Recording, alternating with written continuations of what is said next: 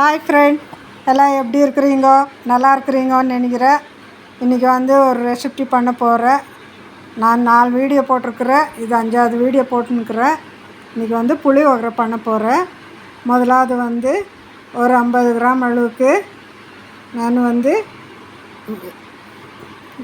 எள்ளு எடுத்துன்னுக்கிறேன். இது 50 கிராம் எள்ளு எடுத்துன்னுக்கிறேன். 50 கிராம் வேர்க்கடலை எடுத்துருக்குறேன். ஒரு 2 ஸ்பூன் அளவுக்கு உளுந்த பருப்பு, ஒரு 50 கிராமு கடலைப்பருப்பு, 2 ஸ்பூனு வெல்லம், தேவையான அளவுக்கு உப்பு, 2 ஸ்பூன் வெந்தயம், ஒரு 2 காஞ்ச மிளகா, நல்லா காய வச்சுருக்கிற கருவேப்பிலை எடுத்துருக்குறேன். இப்போ நம்ம எப்படி செய்கிறதுன்னு பார்க்கலாம் வாங்க.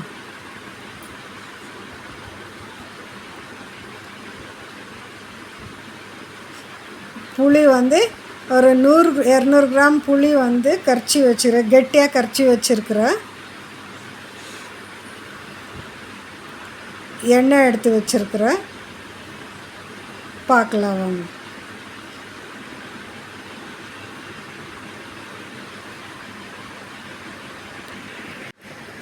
இப்போ எப்படி செய்கிறதுன்னு நம்ம பார்க்கலாம் வாங்க. இப்போ எள்ளு இதில் போட்டு நல்லா வறுத்துக்கிறேன்.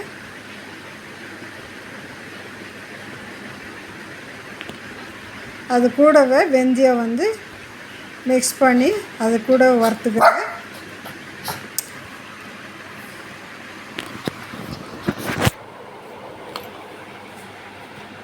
இது வறுக்கிறது கொஞ்சம் லேட்டாகும். அது நல்லா கொஞ்சம் பட்டப்பட்டான்னு சவுண்டு வர மட்டும் வறுக்கணும்.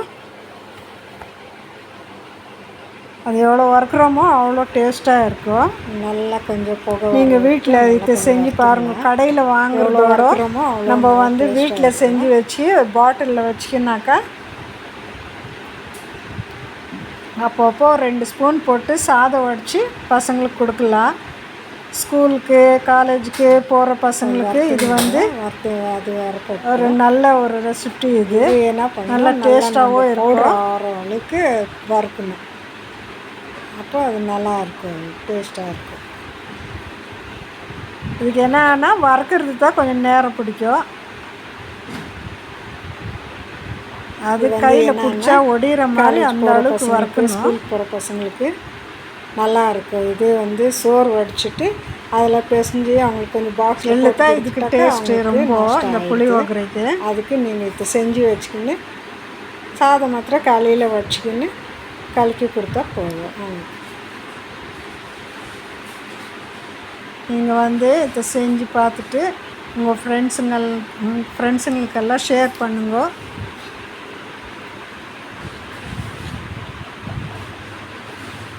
கமெண்ட் பண்ணுங்க எங்களுக்கு.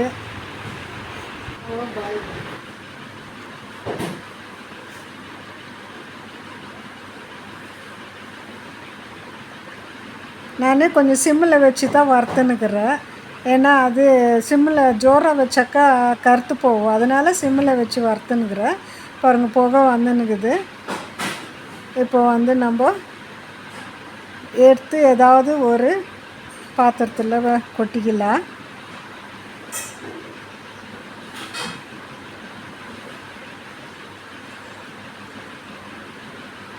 புகை நல்லா வருது. இப்போ இந்த இடத்துல நல்லா வறுத்துருக்குது பாருங்கள். இப்படி எடுத்து பார்த்தாக்கா உடையணும். ஒழுங்கு நல்லா வந்திருக்குது.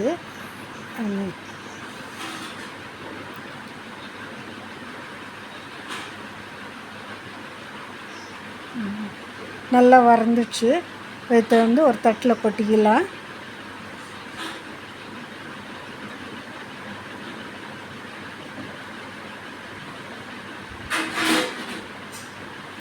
இந்த எடுத்து வச்ச எண்ணெயை இதில் ஊற்றிக்கலாம். இப்போ நான் எண்ணெய் நல்லா காயணும். இப்போ காஞ்ச மிளகா எடுத்து வச்சுருக்கிறேன். நான் ஒரு 20 காஞ்ச மிளகா எடுத்து வச்சுருக்கிறேன்.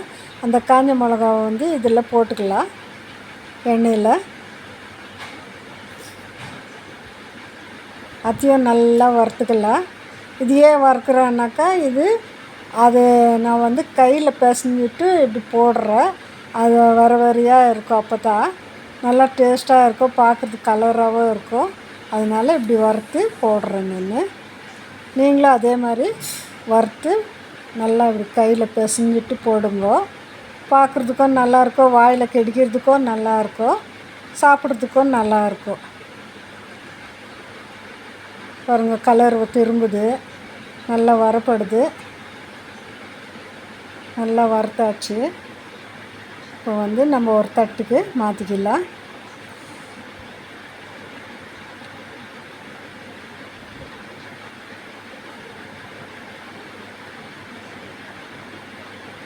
இப்போ வந்து தட்டுக்கு மாற்றிக்கலாம். நம்ம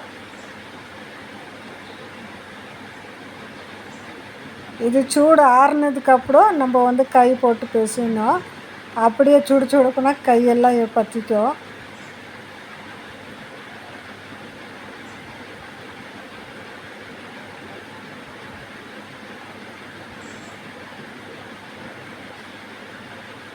இப்போ வந்து கொஞ்சம் கடுகு போட்டுக்கலாம். கடுகு நல்லா பொரிஞ்சு விட்டோம். கடுகு நல்லா பொரிஞ்சு வந்தால் தான் நல்லாயிருக்கும், இல்லைன்னா வாய்க்கு கசப்பு கிடைக்கும். நல்லா பொரிஞ்சு வருது பாருங்க. இப்போ வந்து கடலைப்பருப்பு போடலாம். கடலைப்பருப்பு கொஞ்சம் நல்லா வதங்கினதுக்கப்புறம் கொஞ்சம் உளுந்தப்பருப்பு எடுத்து போட்டுக்கலாம். எடுத்து வச்ச உளுந்தப்பருப்பு அதையும் வந்து எண்ணெயில் போட்டுக்கலாம்.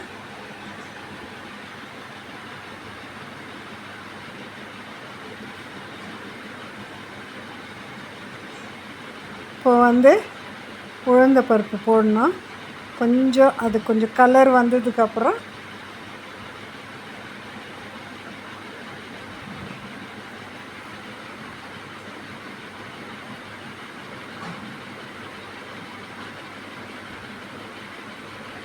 இப்போ இது கூட வந்து நான் எடுத்து வச்சிருந்த பெருங்காயம் வந்து நான் ஸ்டார்டிங்கில் வறுக்க நான் மறந்துட்டேன். அது வந்து இந்த எண்ணெயிலே வறுத்துக்கிறேன். வறுத்தாச்சு, நல்ல பொடி பொடியாக வந்துக்குது. அதை வந்து நம்ம தூள் பண்ணிவிட்டு அதில் மிக்ஸ் பண்ணிக்கலாம். இது ஒரு பக்கமாக எடுத்து வச்சிடலாம். இந்த பெருங்காயம்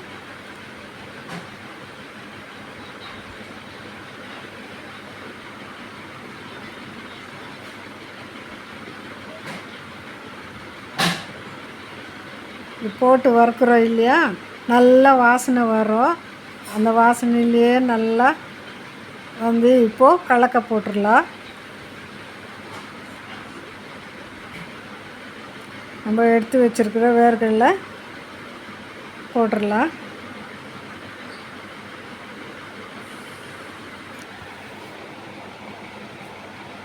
எடுத்து வச்சுருக்கிற இந்த 2 காஞ்ச மிளகாவை கூட இதில் சேர்த்துக்கலாம். நல்லா ஃப்ரை ஆகட்டும். இது கூட கொஞ்சம் நல்லா வறுக்கணும். ஏன்னா இதெல்லாம் வந்து ஒரு வாரம் வைக்கணும் இல்லைங்களா, அது வந்து அதனால் கொஞ்சம் நல்லா ஃப்ரை ஆனாக்கா எவ்வளோ நாள்னா கூட வச்சுக்கலாம். எந்த பொருளாகட்டும் வெளியில் வைக்கிறோன்னாக்கா நல்லா வந்து வறுத்து எடுத்து வச்சா கொஞ்சம் நாள் இருக்கும். அது நம்ம வீட்டில் செய்கிற எந்த பொருள் செஞ்சாலும் நல்லா கொதிக்க வச்சு வறுத்து வச்சாக்கா நல்லா ஒரு 4 நாள் 5 நாள் நிலச்சி நிற்கும். நீங்களும் அதே போல் பண்ணுங்க. நம்ம ஃப்ரிட்ஜில் வைக்க வேண்டிய தேவையே இல்லை. பாருங்கள், நல்லா கலர் திரும்பின்னு வருது.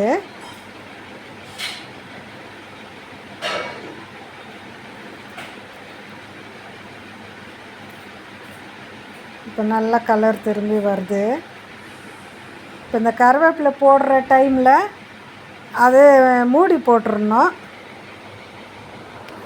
மூடி போட்டாக்கா அப்போ வந்து மேலெல்லாம் தெறிக்காது, தெறிக்காத இருக்கணும்.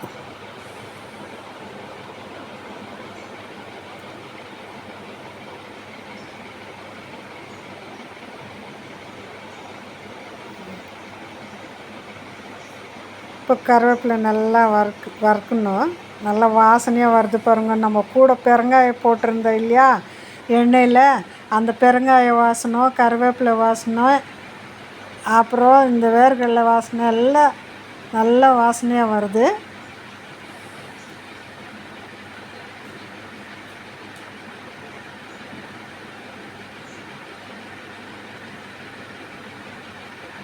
கலர் திரும்பி வருது. இந்த ஸ்டேஜில் வந்து நம்ம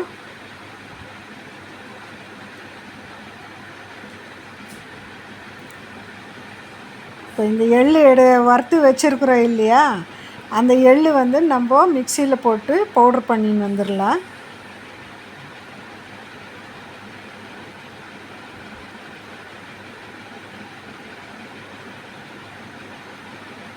பவுட்ரு பண்ணி ஒரு பக்கமாக வச்சுக்கின்னு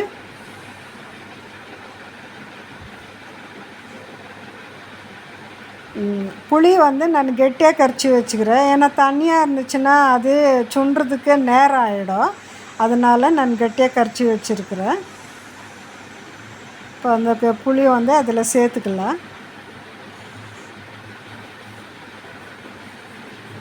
நல்லா கைவிடாத கலரின்னு இருக்கலாம். மிச்சம் இருக்கிற புளி வந்து வடிகட்டிக்கலாம். இதில் கொஞ்சம் நான் வடிகட்டுறதுக்கு இந்த மாதிரி ஒரு ஸ்ட்ரைனர் வச்சுன்னுக்கிறேன். அந்த ஸ்ட்ரைனரில் வந்து வடிகட்டிக்கிறேன். ஏன்னா அது திப்பியாக இருந்துச்சுன்னா வாய் கடிச்சிச்சின்னா நல்லா இருக்காது. அதனால் நான் ஸ்ட்ரைனரில் வடிகட்டிக்கிறேன். நீங்களும் அதே மாதிரி ஸ்ட்ரைனர் இருந்துச்சுன்னா அதில் வடிகட்டிட்டு நல்லா புழிஞ்சு எடுத்துக்கோங்க. மிச்சம் இருக்கிற புளியை நீங்கள் குழம்பு கூட யூஸ் பண்ணிக்கலாம். நல்லா புழிஞ்சு எடுத்துக்கலாம். அத்தை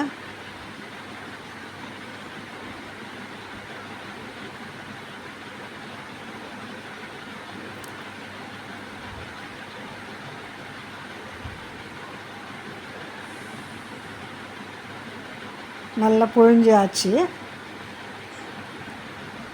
இப்போ வந்து இது மிக்சியில் போட்டிருக்கிற பவுட்ரு வந்து இதில் கலந்துக்கலாம்.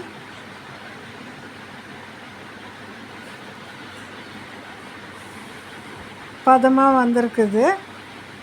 இதை வந்து நம்ம அதில் கலந்துக்கலாம்.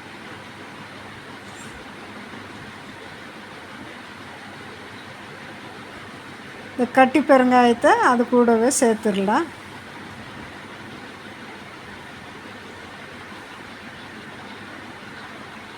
நல்லா மிக்ஸ் பண்ணோம். கை விடாத கலர் இருக்கணும். ஏன்னா அடி பிடிக்கும். அடி பிடிச்சிச்சின்னா அந்த ஸ்மெல்லை வந்து சேஞ்ச் ஆகிடும், ருசியே மாறிடும். கூட ஒரு 2 ஸ்பூன் மஞ்சள்தூள் போடுறேன்.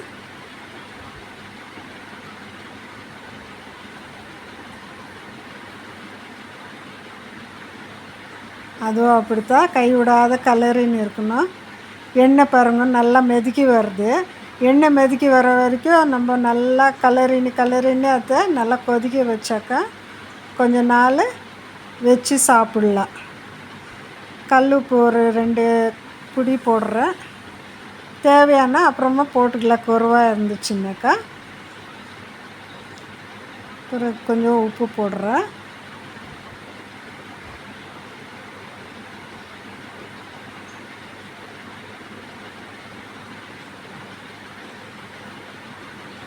இப்போ வந்து நல்லா மிக்ஸ் பண்ணிக்கலாம்.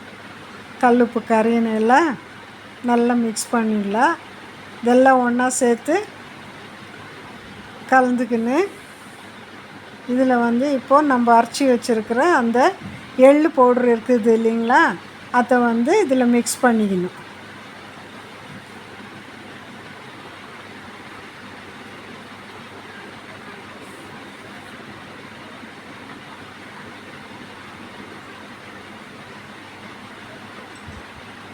எள்ளு கூடவே வெந்தயம் போட்டிருக்குறோம் இல்லையா, அது 2 கலந்து இப்போ போடுறோம்.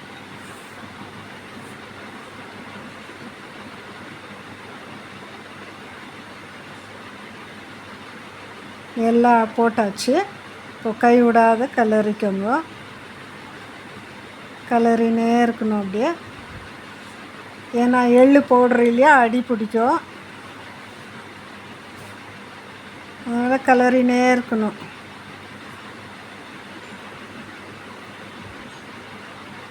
அதுக்கப்புறம்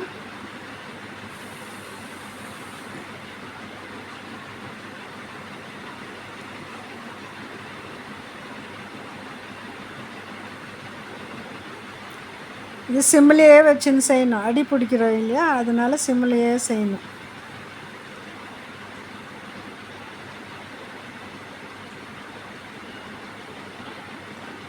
லாஸ்ட்டில் வந்து நம்ம காஞ்ச மிளகா வறுத்து வச்சுருந்தோம் இல்லையா எண்ணெயில், அது இப்போ ஆறி இருக்கும். நம்ம வந்து கை போட்டு நல்லா கையில் பிசைஞ்சிட்டு பவுட்ரு பண்ணிவிட்டு, கையிலே பவுட்ரு பண்ணணும், மிக்சியில் போடக்கூடாது. அது பவுட்ரு பண்ணி அதில் மிக்ஸ் பண்ணிக்கலாம்.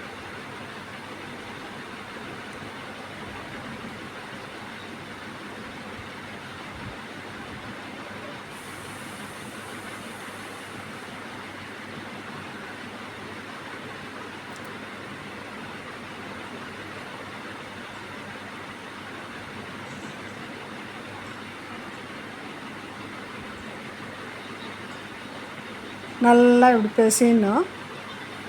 அது பார்க்கும்போது கலராக இருக்கும், வாய்க்கும் நல்லா கிடைக்கும்போது ருசியாகவும் இருக்கும், காரமும் இருக்கும்.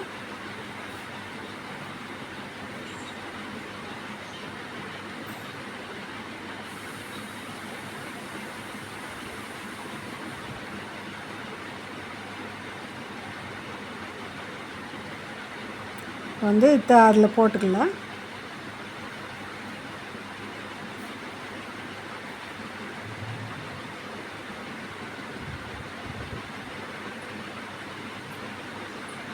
நல்லா மிக்ஸ் பண்ணிக்கோங்க.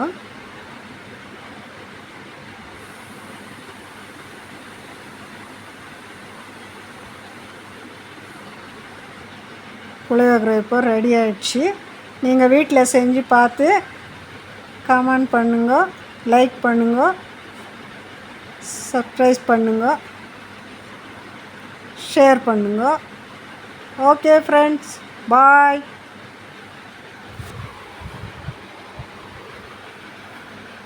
இந்த சேனல் ஓப்பன் பண்ணோன்னாக்கா மகேஸ்வரி வெல்கம் டு மகேஸ்வரி சமையல்னு நீங்கள் வந்து ஓப்பன் பண்ணுங்கள்.